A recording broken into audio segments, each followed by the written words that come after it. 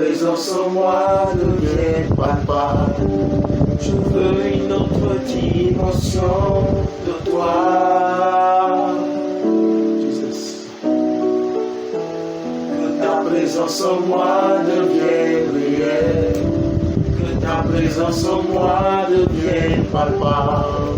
Je veux une autre dimension de toi. Que ta présence en moi devienne réelle. Que ta présence en moi devienne palpable. Je veux une autre dimension de toi. Que ta présence, Seigneur, ta présence en moi devienne réelle. Que ta présence en moi devienne palpable. Une autre dimension de toi. Seigneur notre Dieu et notre Père, nous te bénissons et nous te rendons grâce.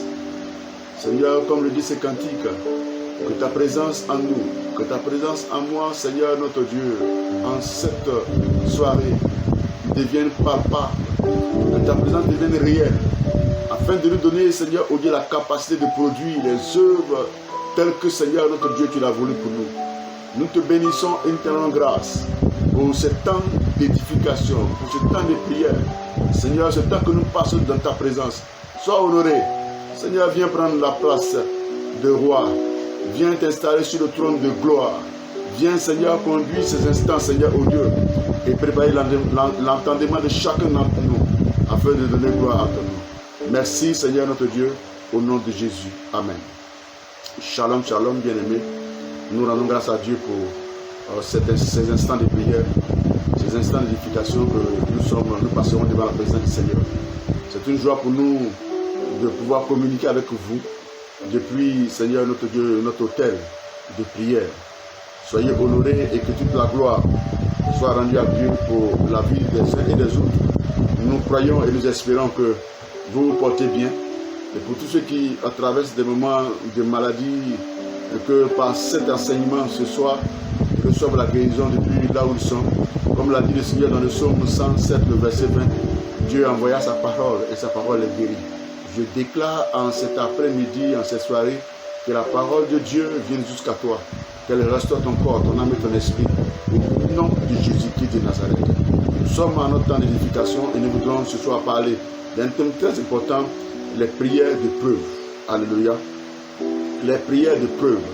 Nous tirons notre enseignement de Actes chapitre 1 dans son verset 3. Nous lisons la parole de Dieu pour toi qui nous écoutes, pour toi qui nous suis, sois attentif à cette parole. Il est déclaré dans cette parole-là, après qu'il eut souffert, il leur apparut vivant et il leur donna plusieurs preuves, se montrant à eux pendant 40 jours et parlant des choses qui concernent le royaume. Alléluia. Il est question ici de Jésus qui, après avoir enseigné ses disciples pendant 3 ans, comme nous l'avons dit plus haut, il est accepté d'aller à la croix de Golgotha. La Bible déclare qu'il est mort et le 3e jour, il est ressuscité et il est sorti vivant d'entre les tombeaux. Plusieurs ont entendu parler de sa mort et de sa résurrection, mais plusieurs ne croyaient pas. Et la Bible ici relate l'après-résurrection du Seigneur, qu'après qu'il ait souffert, il est apparu vivant à plusieurs personnes et il leur donna les preuves de sa résurrection. Si nous prions aujourd'hui, nos prières sont basées sur la preuve de sa résurrection, de ce qu'il est un Dieu vivant, de ce qu'il entend nos prières. Il s'est montré à plusieurs personnes pendant 40 jours et en parlant des choses qui le concernaient, afin qu'ils puissent comprendre. De nos jours encore, le Seigneur continue d'apparaître, le Seigneur continue de se révéler à quiconque demande les preuves de la véracité de sa vie sur la terre. Jésus se révèle à quiconque désire, à quiconque prie. Et nous croyons que si nous prions en tant qu'Église, que nous prions en tant que chrétiens, nous avons les preuves de la vie de Jésus-Christ en abondance. Selon le dictionnaire, nous allons définir la preuve. La preuve se définit selon le dictionnaire séculier comme ce qui sert à établir qu'une chose est vraie. Ce qui sert à établir qu'une chose est vraie.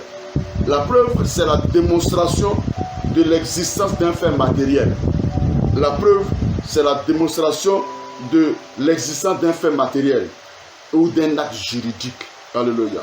Selon le psaume 65, le verset 3, la Bible déclare: ô toi qui écoutes la prière, tous les hommes viendront à toi. Nous croyons que si Dieu écoute la prière, cela sous-entend dire que notre Dieu est un Dieu vivant. Parce que pour pouvoir écouter, il faut être vivant. Un Dieu mort ne peut pas écouter. Alléluia. Cela sous-entend que notre Dieu a la capacité d'entendre, il a la capacité de voir, il a la capacité d'agir, il a la capacité de se manifester avec puissance dans tous les aspects et dans tous les domaines de notre vie. Alléluia. Donc il est important que nous prions, mais il est important que nous prions dans l'attente de voir des preuves, de saisir des preuves, de manifester les preuves de la prière que nous adressons à Dieu. Alléluia. Alléluia. Et c'est important que nous puissions savoir cela.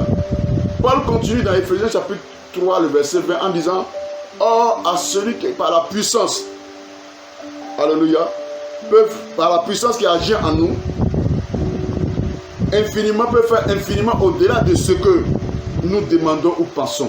Alléluia. À lui soit la gloire dans l'Église et en Jésus-Christ dans toutes les générations au siècle des siècles. Dieu a la capacité de faire infiniment au-delà de ce que nous pensons parce qu'il est un Dieu vivant. Jésus est mort, mais la Bible déclare qu'il est vivant. Il est vivant et il a apporté les preuves de la véracité de son existence encore aujourd'hui en exaucant les prières. Nous prions, mais nous prions pour être exaucés. Nous prions, mais nous prions un Dieu qui est vivant. Nous prions, mais nous prions un Dieu qui nous entend, un Dieu qui voit, un Dieu qui agit, un Dieu qui a la capacité de manifester, parce que par l'onction, parce que les prières que nous lui adressons, parce qu'il est vivant et il nous écoute. Alléluia. Il est important et que la résurrection ne soit pas un fait banal. Chaque année est célébrée par le monde entier. Mais l'important que l'évangile que nous prêchons soit accompagné de puissance afin de pouvoir véritablement démontrer que le Dieu que nous adorons est un Dieu vivant. Ce soir, nous allons voir quelques faits bibliques de la résurrection du Seigneur Jésus-Christ et qui ont leur implication dans notre vie quotidienne, qui ont leur implication dans notre vie de prière. Quelques faits bibliques, quelques preuves, si je peux m'exprimer ainsi, voici qui démontrent que le Dieu que nous adorons est un Dieu vivant. Alléluia. La première preuve, c'est la preuve du tombeau qui est vide. Alléluia. C'est un fait non seulement qui a été attesté dans la Bible, mais c'est aussi un fait qui a été attesté dans l'histoire.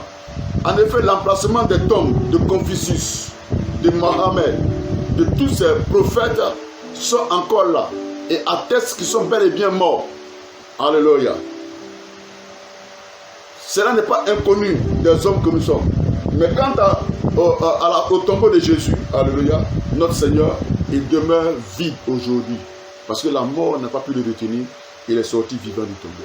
Mais celui qui déclare que celui qui croit en moi fera aussi les œuvres plus grandes, alléluia, que j'en ai faites. Nous voyons que si nous prions aujourd'hui en tant qu'Église, le Seigneur a le pouvoir et la capacité de nous exaucer, de faire au-delà de ce que nous demandons, au nom de Jésus-Christ. La première preuve, nous avons dit, c'est la preuve que le tombeau est vide. Pendant que plusieurs prophètes et notre tombeau qui sont là, sur lesquels les gens vont se recueillir et adorer, notre Dieu aujourd'hui en Israël a un tombeau, mais le tombeau est vide. Il est dit qu'il n'est plus ici, celui-là que nous adorons, mais il est sorti vivant du tombeau, il est ressuscité. Il est assis à la droite de Dieu notre Père et il intercède. La deuxième preuve sur laquelle nous appuyons et qui doit donner de l'impact et de la puissance à nos prières, c'est la preuve de ses mains, de ses pieds et de son côté qui a été percé. Alléluia. Et une preuve par pas. Après la résurrection du Seigneur Jésus-Christ de Nazareth, lorsqu'il apparaît à ses disciples, la Bible nous dit que l'un de ses serviteurs, de ses disciples, Thomas, n'était pas en ce lieu. Il quittait de la résurrection du Seigneur Christ. Et le Seigneur lui apparut et lui montra ses mains, lui montra ses pieds qui étaient percés, lui montra son côté qui était percé. Alléluia.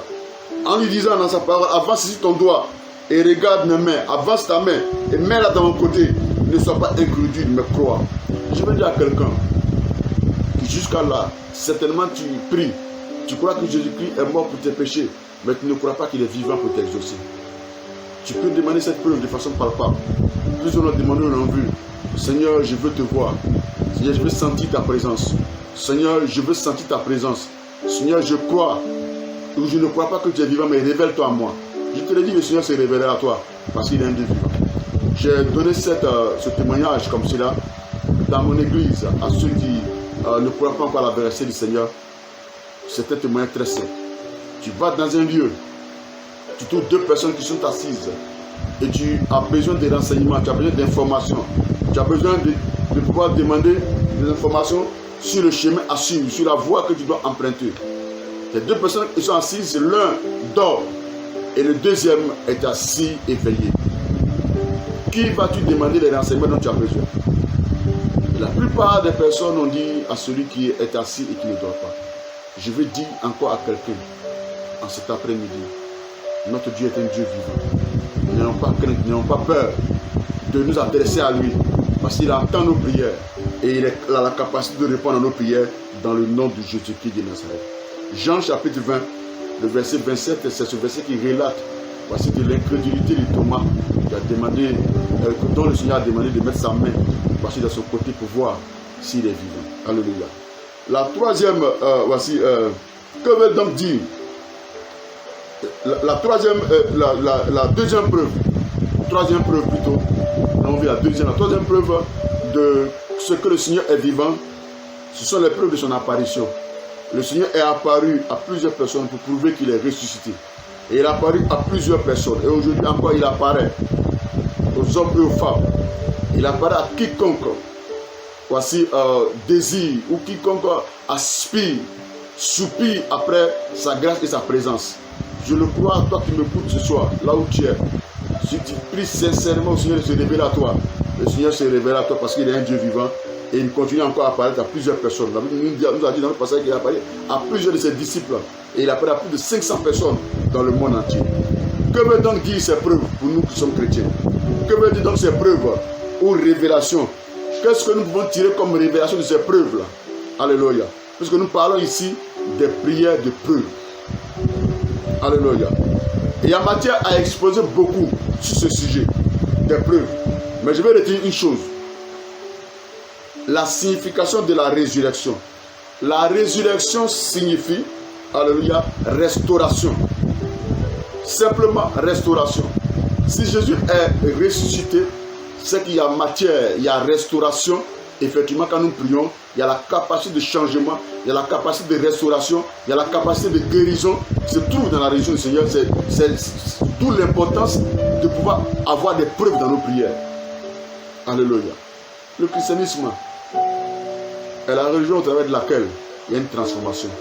La Bible dit que si quelqu'un est en Christ, il est une nouvelle créature. Les choses anciennes sont passées, toutes choses deviennent nouvelles. Tu ne peux pas rencontrer Jésus et puis être la même personne comme tu étais auparavant. Si tu étais drogué, si tu étais adultère, si tu étais soulard, si tu avais une vie de débauche, ta connexion et ta rencontre avec Jésus est celle-là qui va transformer ta vie. Et plusieurs personnes ont été transformées au travers de la Bible au nom de Jésus-Christ de Nazareth. Alléluia. Et quand on parle de restauration, c'est ce qui consiste à remettre à la place quelque chose qui avait subi une déformation ou une dégradation. Quelque chose qui était gâté. Quand elle rencontre le Seigneur, elle reprend la place initiale qu'elle avait. Et c'est au travers de la prière simplement que de telles choses sont capables de se passer. Des démoniaques délivrés, des malades guéris, des fous restaurés. Alléluia. Des personnes qui avaient perdu leur dignité, qui retrouvent leur dignité. Et c'est là par la prière, dans le nom de Jésus-Christ. Quand on parle de restauration, c'est rétablir quelqu'un dans son droit. Alléluia. Quand on parle de restauration, c'est remettre à quelqu'un ce qu'il avait perdu. Et la prière, aujourd'hui, a la capacité de redonner le droit à nos nations, de redonner le droit à des familles, de redonner le droit à des personnes qui avaient perdu tout ce qu'ils avaient comme bien. Et c'est ce en quoi je crois. Voilà pourquoi je dis prière et preuve. Un jour, je vous donnerai l'occasion d'entendre mon témoignage en ligne. Qu'est-ce que le Seigneur a fait dans ma vie? Et durant mon ministère, qu'est-ce que le Seigneur a fait dans la vie de plusieurs personnes que nous avons rencontrées, que nous avons coachées, que nous avons annoncé l'évangile, dont la vie a été véritablement transformée. Donc nous disons qu'à raison de la restauration, de la résurrection plutôt, de Jésus, je ne sais pas ce que tu as perdu. Je ne sais pas ce qui a été altéré ou détruit dans ta vie. Je ne sais qu'une seule chose. C'est que la puissance de la résurrection est disponible encore aujourd'hui pour opérer une restauration surnaturelle dans la vie de n'importe qui. Alléluia. Elle est capable de transformer des vies. Dieu est capable de restaurer ta position perdue. 1 Samuel chapitre 2, verset 7 à 8 nous dit que du fumier il relève l'indigent pour le faire asseoir avec les grands. Alléluia. Avec les grands de son peuple. Dieu est capable de restaurer ta position que tu as perdue. Par la prière. C'est une preuve que le Seigneur fait dans la vie de tous ceux qui viennent à lui avec leurs péchés. Dieu restaure leur vie au nom de Jésus-Christ. Quelques preuves de la résurrection du Seigneur par la prière. Dieu est capable de restaurer tout ce qui est entre tes mains, tout ce qui t'appartient, tout ce qui est entre les mains des méchants et les ramener entre tes mains. 1 Samuel chapitre 30 verset 19 nous dit David ramena tout. Il ne leur manqua personne, ni petit, ni grand, ni fils, ni fille, ni aucune chose du butin, rien de ce qu'on avait enlevé. Tout ce qui a été retiré de ta main, je te le dis, par la prière, le Seigneur a la capacité de te ramener ces choses dans le nom de Jésus-Christ. Je ne sais pas ce que tu as perdu, mais je sais que tu as la capacité de le faire au nom de Jésus-Christ. La troisième élément que la résurrection peut nous apporter comme preuve dans notre vie, Dieu peut restaurer la santé, ta santé est guérie de toute infirmité. Il a dit dans Matthieu 8, verset 17, il a pris nos infirmités, il s'est chargé de nos maladies. Il a pris nos infirmités, il s'est chargé de nos maladies. Par la prière des preuves et par la résurrection du Seigneur Jésus-Christ de Nazareth, quiconque souffre d'une maladie quelconque, je crois et je déclare que le Seigneur a le pouvoir de restaurer la vie de cette personne au nom de Jésus-Christ de Nazareth. Alléluia. Ne perdons donc pas espoir, mais mettons notre foi dans le Seigneur notre Dieu. Cinquième preuve de la résurrection du Seigneur Jésus-Christ de Nazareth qui doit apporter un impact dans notre vie, qui doit redynamiser notre vie de prière. Dieu est capable de restaurer même la joie qui a été perdue. Selon le psaume 51, le verset 14, le psalmiste dit « Rends-moi la joie de ton salut et qu'un esprit de bonne volonté me soutienne. » Pour quelqu'un qui a perdu la joie, pour quelqu'un qui a perdu ses repères, pour quelqu'un qui est troublé et qui ne fait que pleurer dans sa maison, je veux te dire ce soir que Dieu a la capacité de rendre la joie.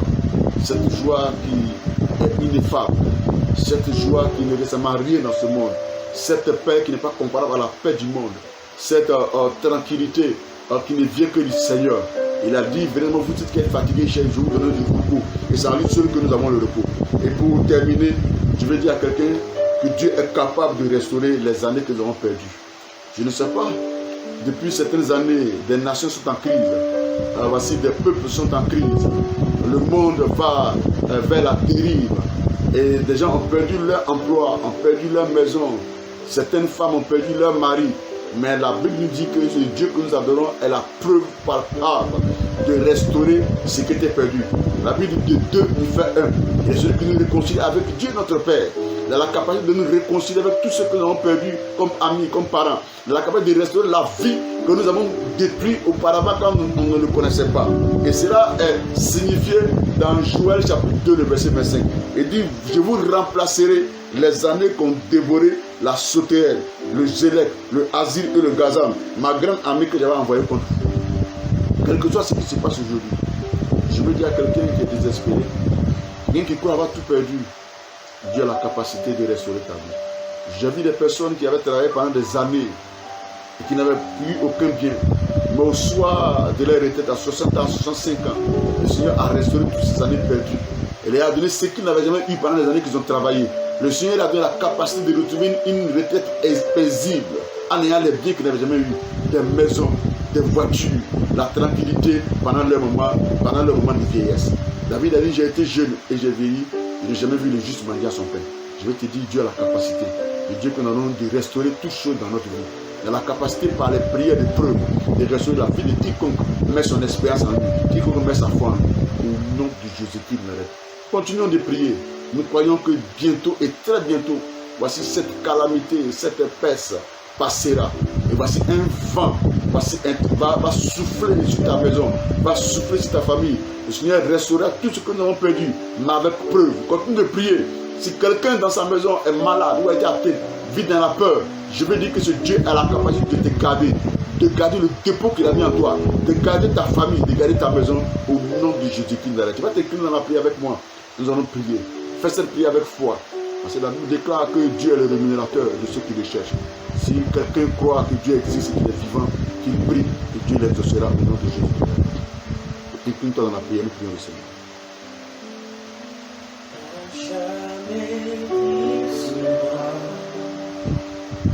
Jamais tu seras l'agneau sur le trône, l'agneau sur le trône. Je fléchis les genoux, je fléchis les genoux pour t'adorer toi seul.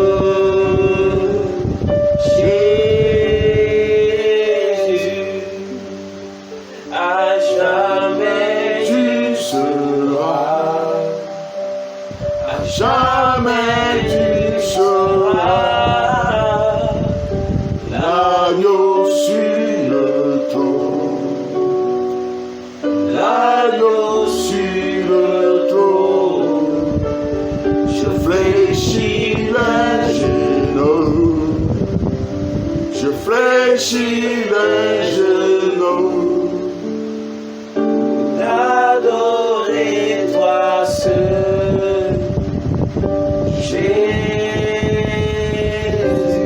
Seigneur, nous te disons merci et nous te bénissons au nom de Jésus. Amen.